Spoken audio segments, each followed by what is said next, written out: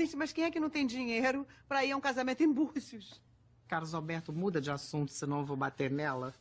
Sol, tá animado agora que vai ser pai? Muito. Aruan já é meu xodó. Aruan Aruan eu...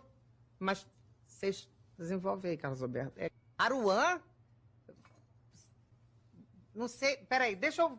Dá licença aqui, só um minutinho, eu vou pegar vinho, vou... Aruan! Desce daí! Aruan, vem pra cá! Aruan não é bom não, gente. Marcelina! Marcelina é excelente. Marcelina, Aruan não é bom não, testei lá dentro. Eu não acho. Meu nome é curto e é bonito. Ah, mas o seu nome é bom mesmo, porque seu nome a gente fala assim, Ana, tua vaca, aí dilui no vaca, no Ana, no... Não entendi o exemplo. Ah, não, eu falei animal solto, não tem, nem sei porque que eu... O que é, Juliano? Você tá assim pra mim, é o quê, conjuntivite?